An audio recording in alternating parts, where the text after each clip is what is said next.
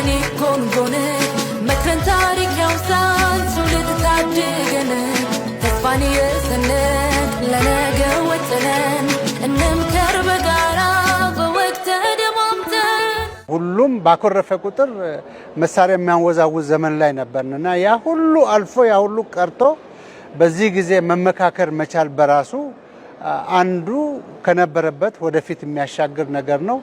ይሄ ደግሞ ወደ ተግባር መሄድ ከሆነ ወደፊት ኢትዮጵያ ወደ ኋላ ቀርነት ወደ ጦርነት ሳይሆን እየተመካከረች በጠረጴዛ ዙሪያ እየተወያዩ ሐሳቦችን በጋራ እየወሰኑ በጋራ አገር የሚያስቀጥሉበት ሁኔታ ይኖራል ብዬ አስባለሁ። ሁሉንም የህብረተሰብ ክፍሎች ያማከለ የተሳታፊ ልየታ ተደርጎ ነበር።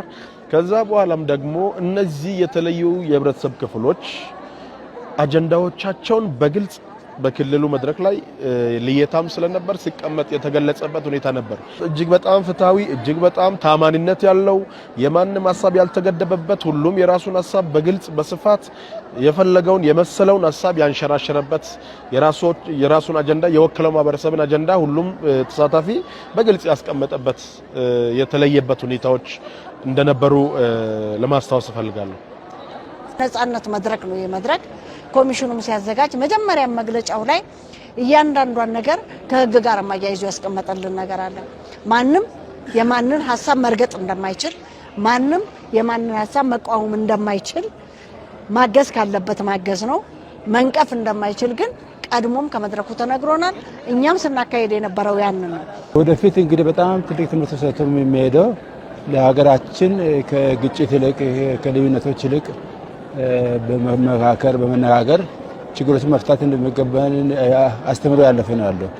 በዚህ ላይ አሁን በጣም ብዙ ነገሮችን የተማርነው ከኢትዮጵያ ክልሎች ነው የመጡ ሰዎች ናቸው ያሉትና ሐሳባቸው በነጻነት መግለጽ እንደዛ ልምዶች ቢኖር ኖሮ አንጋጭም ነበር። እንደዛ ልምዶች ቢኖር ኖሮ አንጣላም አንቆራረጥም ልዩነት አንፈጥርም ነበር። ይሄ ልዩነቶችን አጣበበው መመካከር ነው መነጋገር ነው። እንደዛ ያዳበረን ከሄድን ዲሞክራሲ ግንባታም በጣም ያደገ ይላል የሚለው ሐሳብ አለ። ከተለያየ አካባቢ ከተለያየ ማህበረሰብ ተወካዮች ናቸው የመጡትና ሐሳባቸውን ሲገልጹ ሲነጋገሩ ለመግባባት የሚያደርጓቸው ጥረቶች አንዱ አንዱን የሚያከብርበት ሂደት አንዱ አንዱን ሐሳብ የሚያከብርበት ሁኔታ ስትመለከተው በጣም ደስ የሚል ይሄ ማህበረሰብ ቀጣይም እንዲህ አይነት ኦፖርቹኒቲዎች ከተነጋገሩ ማንኛውንም ሀገራዊ ኢሹ በመነጋገር በመወያየት በመመካከር መፍታት የሚችልበትን አቅም እንዳለው ነው እኔ የተረዳሁት።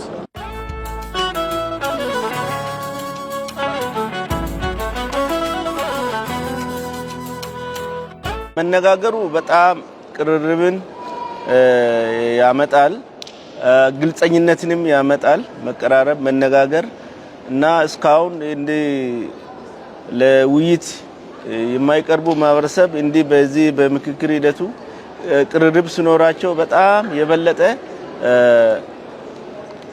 ግንኙነትን ስለሚያጠናክር በጣም ወደፊት ለዲሞክራሲያችን ወሳኝነት አለው ያስባል። ማንኛውም ሰው ዲሞክራሲያዊ በሆነ መንገድ ሐሳቡን የመግለጽ ሐሳቡን የማንሸራሸር መብት አለው። ማንንም ማንንም አይነቅፍም።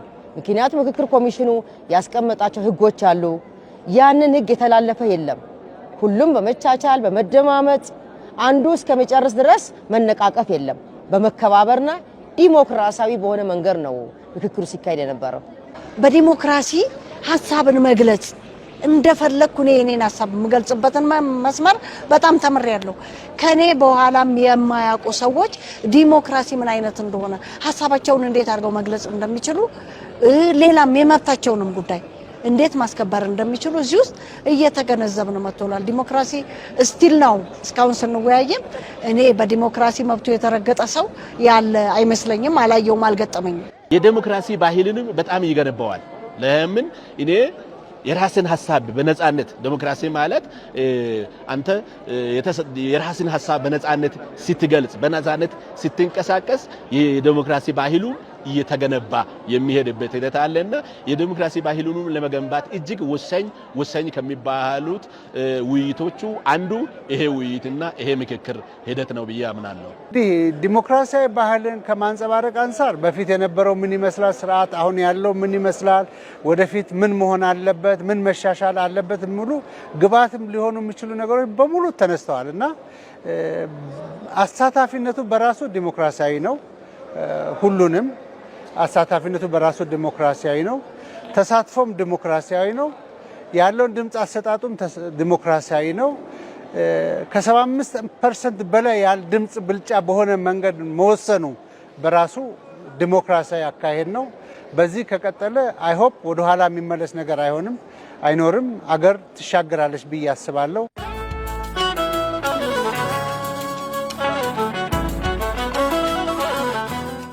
ይሄ የመመካከር ሂደቱ ለዲሞክራሲ እጅግ ደስ የሚል ነው።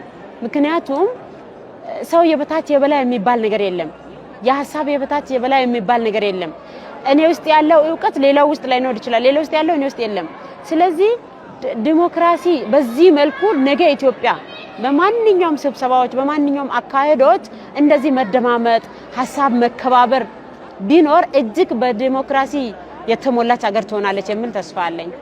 ቀድሞ ብናደርግ ኖሮ ቀድሞ ብንማር ኖሮ ቀድሞ ይሄ ምክክር ተካሂዶ ቢሆን ኖሮ ኢትዮጵያ እንደ አይነት ልምድ ቢኖራት ኖሮ ዛሬ ህብረተሰባችን እንዲህ አይቆራረስም፣ እንዲህ አንበጣበጥም፣ እንዲህ አንታመስም ነበር።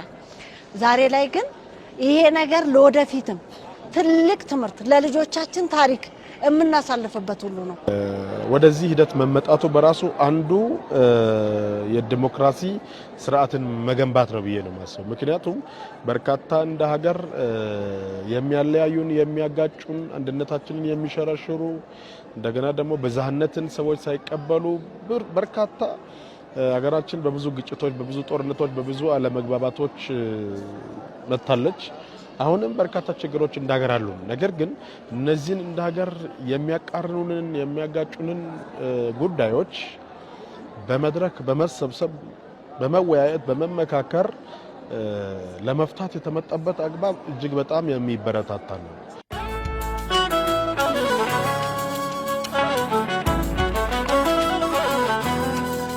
በጣም የተለወጠች በሐሳብ ልዩነት ሳይሆን በመካከል የምታምን ለልጆቻችንም ከኛ ተምሮ አባቶቻችን አድዋ ያሉ ሲናገሩ ጀግንነት ነውና ልጆቻችን ደግሞ መመካከል የሚለውን ነገር አንግቦ ይዞ በመመካከል ችግር የሚፈቱበት ኢትዮጵያ እንደምትፈጠር አምናለሁ።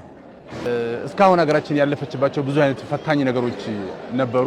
በነዛ ፈታኝ ሂደቶች ውስጥ አልፈን ደግሞ ይሄ ኦፖርቹኒቲ ተፈጥሮ መመካከር መነጋገርና ችግሮቻችንን ማረም የምንችልበት እድል ተፈጥሯል። በውይይት ሂደቱ ያየሁትና በደንብ የተረዳሁት ነገር መልካም የሆነች ሀገር ለተተኪ ትውልዶቻችን ማስረከብ የምንችላት ብሩህ እይታና ብሩህ ተስፋ ያላት ኢትዮጵያን እውን የምናደርግበት ሂደት ነው ብዬ ተስፋ አደርጋለሁ። ወደ አንድነት መተን ይቺን ሀገራችንን በአንድ ጥምረት እናቆማታለን፣ ለሀገራችን ሰላምን እናሰፍናለን፣ እናመጣለን የሚል ሐሳብ አለኝ። ከዚህ ውይይት በኋላ ከዚህ በፊት በጎሪጥ መተያየታችን ቀርቶ አንድነቱ ሰፍነው ይሄ ያንተ አካባቢ ነው፣ ይሄ የኔ አካባቢ ነው፣ እኔ የበላይ ዘር ነኝ፣ አንተ የበታችን ዘር ነህ የሚባሉ ነገሮች ቀርቶ ሁላችንም በጋራ ተስማምተን ተግባብተን ከዚህ የምንነሳበት ውይይት ወይም ምክክር ስለሆነ የኢትዮጵያ ሰላሟ ይረጋገጣል፣ ሰላሟም ይቀጥላል፣ እድገቷም ይቀጥላል። ነገ እጅግ ደስ የምትል ሀገራችን ሀገሬ ብለን የምንኮራባት ሰላም ያለባት ደቡቡ ሰሜኑ ጋር ምስራቁ ከምዕራቡ ጋር ተስማምተን ተግባብተን በሰላም ወጥተን የምንገባባት ሀገር ትሆናለች ብለን ተስፋ እናደርጋለን። እንግዲህ ፈጣሪ አግዞን የተሻለች ኢትዮጵያ ትገነባለች ብዬ አስባለሁ። መለያየቶቻችን ይጠባሉ ብዬ አስባለሁ። ለዘመናት ሲያጋጩን የቆዩ ጉዳዮች መፍትሄ ያገኛሉ። ወደ አንድነት እንመጣለን። ብዙዎች ደግሞ ለመኖር የሚመኟት ብዙዎች ለመኖር የሚጓጓት ኢትዮጵያን እንመሰርታለን፣ ትመሰርታለች የሚል ተስፋ አለኝ። የተሻለች ኢትዮጵያን ኢትዮጵያዊነትን በቃ የጋራ አገር ለመመስረት የጋራ የሆነች አገር ለመገንባት ጥሩ ሂደት ይኖራል ብዬ አስባለሁ። ሁሉም ህዝቦች በአንድነት እኩል የሚለሙበት፣ እኩል የሚሰሙበት፣ ድምጻቸው በእኩልነት የሚታይበት ሂደት ይኖራል ብዬ አስባለሁ ከዚህ በኋላ